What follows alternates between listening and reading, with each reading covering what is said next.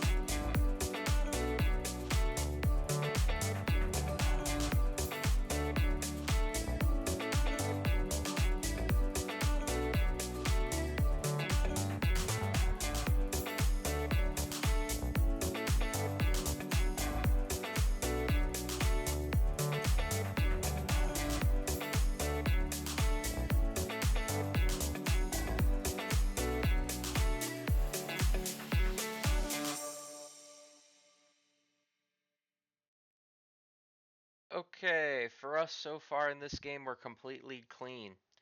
We have a couple strikes, but everything else has been spares.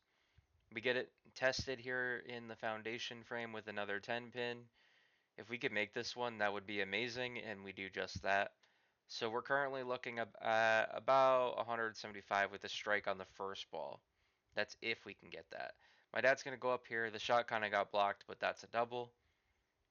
My sister cycles back up to the top of the order on the 10th frame now.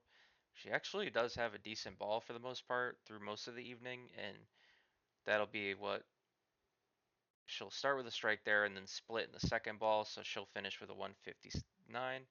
For me, though, we strike on the first ball for 175, thankfully. The second ball keeps us in the hunt for 200 here with another strike, and all we need now is 5 or more on this last ball here. And, well, I pretty much got exactly 5 for 200, so as funny as it sounds, Yeah, we made it to 200, and I'm damn near exhausted after this game, as you can see me flop on the chair at the end there. That was a very exhausting game, I'm not gonna lie. With all those spare conversions and all that. It's not fun doing it that way, but it's part of the sport. My dad leaves a 7 pin here in the final frame. This one is just gonna. Oh wait, no, he did get this one. I thought he overshot it for a second there, but he did get it. And then he'll go on for a fill ball here and finish game two with a 166. So he's getting better as the night goes on here. As for me though, I got a lot better, thankfully. Much needed 200 game. We probably could have had more than 200 if the fall was better, but I guess my ball landed actually on the head pin, so it kind of, when you look back at it, it actually makes a lot more sense. With that said, we still lost this game, but we've had 896 to their 962. So yeah, we lost this one and on to game three.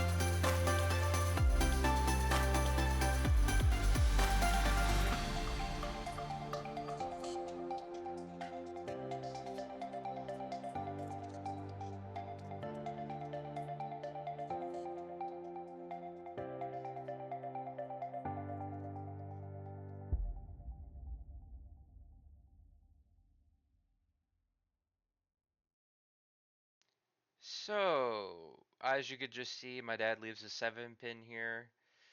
He'll take the 7 pin, nice little gesture for it. I zoomed in so you can get a nice look at it too. I don't think I've ever seen my dad do this in a while, so I think it's noteworthy for the bowling video that you at least get to see it once. Anyhow, we're back up to Jazz here with the fifth frame underway. I know I came back a little bit earlier, but I figured I'd just ramble on in the last part of the night and take you through what I'm thinking exactly at this point. So we finally let up an open in the fourth frame with a split, sadly. So a chance at a clean game's basically gone, although my sister has a chance to double here, and that happens.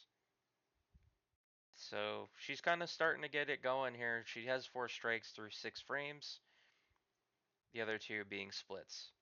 For me, I got the baby split again, so this is kind of where I felt like I was robbed for most of the night, and I think deservingly so. Just splits that I didn't need in my game, and it hurt the team a little bit.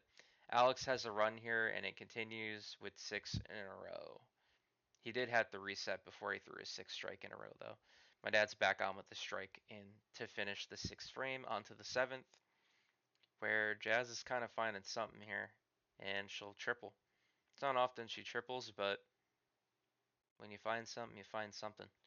And that's something that I couldn't figure out. And also, oh, I thought I had my showed the hands up there, but it was a frustrating night for me. A lot of nines that I dealt with.